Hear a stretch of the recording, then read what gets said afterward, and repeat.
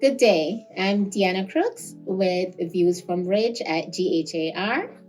And today I have with me Dawn Whalen, the Executive Director for Rebuilding Together Hartford. Thank you so much for having me, Deanna. I appreciate it. Thank you. Welcome.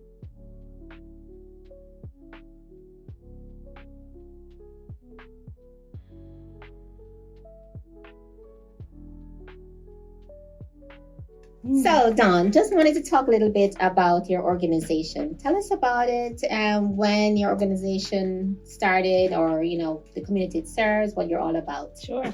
So, Rebuilding Together Hartford has been around since 1994. So, over 30 years, we have been working on rebuilding lives, revitalizing communities in the city of Hartford. So, our mission is to serve income qualified homeowners within the city of Hartford with no cost home repairs. And that runs everything from new roofs and windows and new boilers to aging in place modifications such as ramps, stair lifts, grab bars, so that as folks age, they can do it safely in their home. Oh, wonderful. Does it include curb appeal? You cover everything for the homeowner. That is wonderful. Well, we do have that special day called National Rebuilding Day, where we work with volunteer groups who come in and we do repairs. And we also help the homeowner with a little bit of that curb appeal, yes. Landscaping, mulching, all that. So we do get both worlds in. Oh, wonderful. Yeah. Wonderful. So tell me, what housing related challenges are most pressing right now? So, in the city of Hartford, there's a lot, and even in the state of Connecticut, there's a lot of conversation about the lack of housing. So we need to build more housing. We're behind on our number of units that we need in the state of Connecticut. But so there's a lot of energy and a lot of funding around those sort of projects. Yes. What isn't always part of the conversation is taking care of this housing stock that we already have, right? And making sure that all that deferred maintenance for many years of owning a home, there is the possibility of making it better. Yes. And that's where we come in and providing those repairs where, a lot of times it's just, you're going to pay the car repair or the medical bill, or you're going to fix the leaky roof. And so we try and alleviate, with our programs, we can alleviate a little bit of that struggle by helping with some of those major infrastructure kind of repairs. But also, because the conversation isn't always about the existing housing stock, their funding, it's harder to find. Okay. And so we have to get creative. And really what the message we try and put out there is that even though we're working with existing homeowners, we are working sort of at that intersection of housing stability and homelessness. Yes. Because if someone is in a situation where their house just isn't livable anymore, well, now they've gone from homeowner to being unhoused. Yes. And so how can we be that to make that, the stopgap so that isn't happening? Well, you touched on a good point just now. You talked about funding.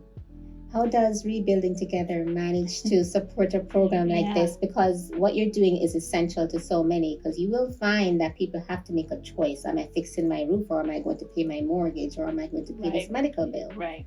And it's good that a program like yours supports homeowners who would otherwise end up, like you say, at the other end of the spectrum and be unhoused. Right. How do you manage funding? So we have to get creative too. Yeah. So it's having multiple revenue streams. So we do rely on public funds, whether it's federal, state, or local funds that we can apply for grants. We are very fortunate to have many corporate sponsors in the area who are able to be house sponsors and provide us with funding in that way. And so we sort of have to package it all together so we can make the most impact on each house. And we still also would love to increase the number of individuals who can give to us. So we're unlike any other nonprofit. We have to look at everybody and find a message that resonates with them so that they feel compelled to give to our mission. Okay, that's very encouraging. So you're hearing it here now. We need some more corporate sponsors for Rebuilding Together Hartford. Open up those wallets. Yes. And speaking of helping, how can realtors play a role in advancing housing stability or equity? So there are a lot of committees that I sit on, or work groups that are talking about are focusing on first-time home buyers. Yes. So there's a lot of programs in the state and in the city of Hartford that work on it, whether it's CHAFA or another smaller organization that's working on helping those first-time home buyers go through their programs. Yes. And I would encourage, realtors to take that as an opportunity, because, even if, let's say, we've solved all the new housing issues and we built all the housing stock, there's still the housing stock that we have. Mm-hmm. And to be able to put somebody into a house that is either new or existing, and they're a first-time home buyer, and they so actually happen to live in Hartford, yes. right? So we're keeping the residents and getting them transition from being renters to homeowners. It's a win-win for everybody, because there's Hartford has one of the lowest home ownership rates in the state, and so we want to help adjust that, so that we're keeping folks in the city, in Hartford, working, living, because as the tagline goes, Hartford has it, right? It does have it. And we need to, as agents, remind our sellers that Hartford has it, and we need to remind them that programs like CHAFA and all these other housing programs are important for placing, especially these first-time home buyers. Right. Every program can close. Every program is successful. It's funded. You just adjust your time frames, and you can get this new homeowner into a home. And oftentimes we're invited to speak to the folks that are going through these first-time home buyer about what we do. And I always joke, I was like, well, you don't need me now. Yeah. But as soon as you sign on that dotted line, all those repairs become yours. That's right. Right? And so to remember us, because oftentimes folks, when we're advertising about our programs, they don't believe it's real. Yes. Sounds too good to be true. They sound too good to be true. No cost home repairs. That must be a scam. And a lot of the marketing materials or applications that we send out get thrown away because nobody trusts that it's real. So we rely on homeowners who have been through our program before to tell the story, and talk to their neighbors. So how do you identify homes that individuals need some kind of maintenance with, whether it's routine maintenance or something significant? Yeah, so that's a good question. And, it runs the gamut. So someone could call us and say, I heard about your program and my roof is leaking. Can you come out? And so then we start the process that way. To and that's sort of reactive, right? Yes. I don't know, they're going to call on a Monday morning. And so that becomes the focus. Or we have the other end of the spectrum where we're partnering with other agencies within the city who have access to folks who are calling them already for other things. Okay. And they'll say, oh, I know about this, where I can refer you. And that model actually is more helpful because we can plan better. It's more of that, what's it called? Referral sort of sense. Network. Supporting agencies that can kind of get that wraparound services was the word I was looking for. Yeah.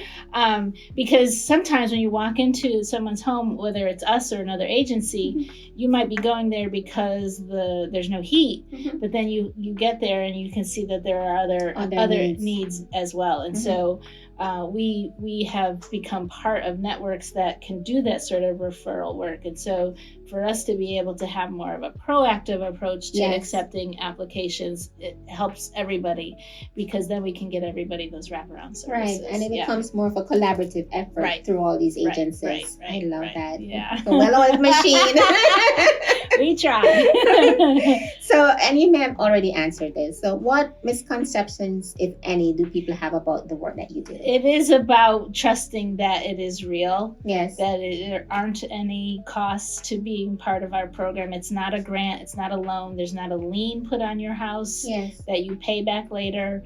It is true. There's really no other program like it where we do not charge you. And it is written in the homeowner agreement that at no point ever will you see an invoice from us, be asked to pay any kind of invoice, or be required to do something after the fact when you sell your house. So it truly is free, but it is the hardest roadblock to get people to understand that we are here to help you, and so we do rely on previous homeowners to spread the word. Okay, so what you see is what you get with Rebuilding Together Hartford. That is correct. I love that. And just to wrap up now, there's always a call to action from GHAR or from Views from Bridge. What would be the call to action? Because now you have a captive audience of some agents who would like to get involved and like to do their part. What, if anything, could we do to participate in the process? So a few ways. So first, I want to give a shout out to Holly Callanan, who is the CEO of Greater Hartford Association Realtors and also our president-elect. So she is going to be stepping into that role next in July. And so, if board service is something that you are interested in, and there is a particular skill set that you have, even maybe beyond being a realtor, that you can be part of that conversation around housing, that we always are open to having that conversation. A great way to get started, though, before jumping right into the board, is to serve on one of our committees. Yes, absolutely. You heard that. You need to sign up, volunteer. That's where the work starts. Yes. Okay. And I could say, one area that we are definitely would love to have more participation is in our fundraising and development. Okay. If you like to plan an event, if you like to, get out there and beat the pavement on getting sponsors and auction items and things like that, we'll be starting up our next committee for our next fundraiser, which is in October. It's called Hammers, Nails, and Cocktails. That's catchy. Yes. And this year, I think it's going to have a beer theme to it, Oktoberfest theme to it. So, I'm always, as an executive director, I'm always in favor of folks who are really interested to start on a committee, because then you can kind of get the sense of what we're all about.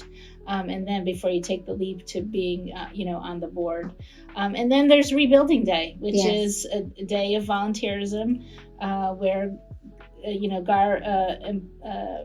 employees or realtors can sign up to be part of the Rebuilding Day, which is Saturday, April 25th, 2026, coming right up around the corner. I know for this year, the group's already set. Everybody signed up, but there's always next year. There's always next year. And there's always other ways throughout the year that we use volunteers in other ways too. So never hesitate to pick up the phone and call, or check us out on our website, which is rthartford.org. rthartford.org. Dawn, your insight, especially as a CEO, it's invaluable, because you can tell from your own experience and your leadership that you already recognize that volunteering and participating is key. Yes. Fundraising is key. And if nothing else, we are good at that. So that is a call to action for our agents at GHAR, especially all the committees. Volunteer, get involved, help with fundraising efforts. A recipient of some fundraising can be Rebuilding Together Hartford. So Dawn, thank you so much for popping by. I appreciate you having me. Thanks so much. You're very welcome. All right. This has been Views from Bridge. Thanks for joining us.